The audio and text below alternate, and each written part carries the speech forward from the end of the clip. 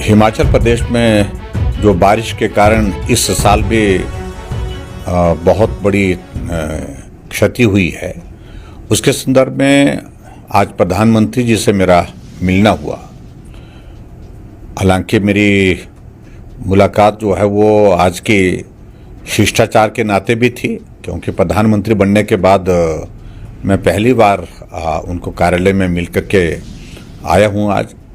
लेकिन उसके साथ साथ में प्रधानमंत्री ने जिस प्रकार से हिमाचल के इस बारिश और बरसात के कारण जो नुकसान हुआ है उसकी जानकारी ली, उससे एकदम ये लगता है कि प्रधानमंत्री जी का हिमाचल के साथ किस तरह का एक रिश्ता है।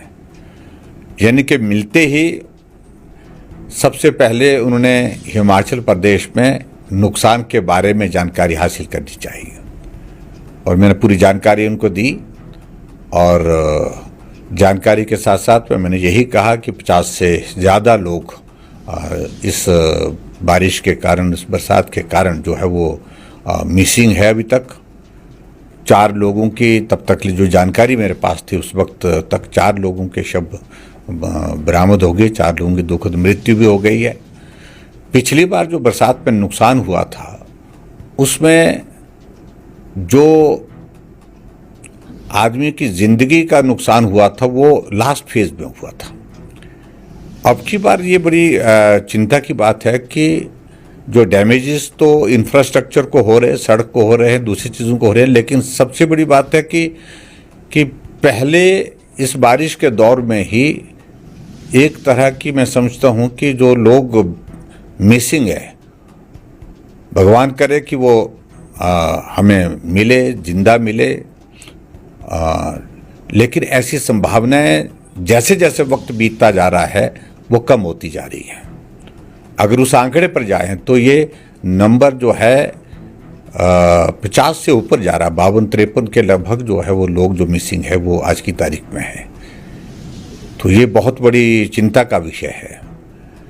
प्रधानमंत्री जी ने जो आज बात करके जो मुझे कहा कि हम पूरा इस सारी बात को लेकर के हिमाचल की इस पीड़ा में हम साथ हैं, और जो भी मदद हम केंद्र की ओर से कर सकते हैं वो मदद करने की हम कोशिश करेंगे। और यही बात उनने मुख्यमंत्री जी को भी कही और उसके साथ साथ में मुझे भी कही। और साथ में एक बात उनने विशेष तौर से जो कही वो यही कही कि इस दौरान, इस त्रासदी के दौरान सारे जनप्रतिनिधि अपने अपने क्षेत्र में रेस्क्यू ऑपरेशन हो चाहे राहत कार्य हो जाए, उसमें वहाँ पर बढ़ चढ़ करके भाग लेना चाहिए, और ताकि लोगों की ज़िंदगी को बचा सके, लोगों को जहाँ राहत पहुँचाने की बात है वहाँ पर राहत पहुँचाए जा सके समय पर। इन सारी बातों के लिए इंश्योर करने के लिए उन्होंने कहा है। और मैं इस बात को लेकर के ज़रूर कहूँगा कि हमारी पार्टी के राष्ट्रीय अध्यक्ष जी ने भी कहा है, और गृह मंत्री जी ने भी विशेष तौर से, जब मेरा परसों मिलना उनसे हुआ था उस वक्त उन्होंने भी कहा है कि केंद्र की ओर से पूरी मदद हिमाचल प्रदेश को इस त्रासदी के दौरान दी जा रही है। जो सबसे बड़ी चिंता का विषय है ये है कि अभी हम पिछली त्रासदी से जो 1 साल पहले लगभग हुई थी उससे ही उबर नहीं पाए हैं, और दूसरी त्रासदी का हम सामना कर रहे हैं। और हिमाचल प्रदेश में हर व्यक्ति आज की तारीख में चिंतित है कि हर बरसात में अगर यही दौर होता रहेगा नुकसान का, आदमी की जिंदगियों का नुकसान होता रहेगा, तो आखिरकार ये सबके लिए एक बहुत बड़ा एक चिंता का विषय बना हुआ है हिमाचल प्रदेश के सभी लोगों के लिए। और ऐसी सूरत में मैं यही कहूँगा कि पहली प्राथमिकता तो ये होनी चाहिए कि जो लोग अभी मिसिंग है उनकी तलाश जो है युद्ध स्तर पर होनी चाहिए।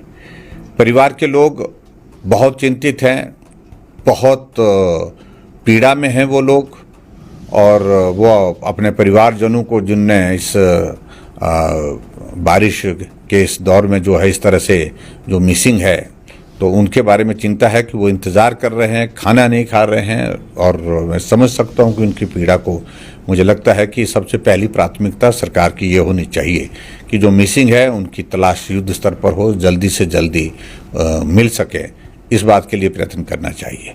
दूसरा, बरसात का दौर अभी तक शुरू हुआ है। अभी तक हिमाचल प्रदेश में पूरी तरह से बरसात अभी आई नहीं है। हो सकता है अभी ज़्यादा आने वाले समय में बारिश आएगी तो नुकसान हो सकता है।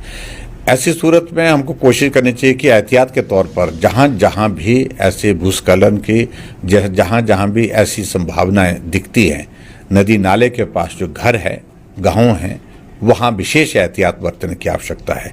अगर थोड़ा सा भी खतरा लग रहा है, तुरंत वहाँ से उन लोगों को दूसरे सुरक्षित स्थान पर ले जाना चाहिए और उसके साथ साथ में जो प्रभावित परिवार है उनको राहत देनी चाहिए।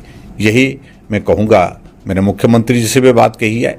इस वक्त राजनीति करने का कोई विषय नहीं है, लेकिन फिर भी उसके बावजूद हमको यही प्रयत्न करना चाहिए कि इस त्रासदी में हम ज़्यादा से ज़्यादा लोगों की मदद करें और एहतियात के तौर पर जल्दी से जल्दी कदम उठाएं ताकि ज़िंदगी को बचाया जा सके।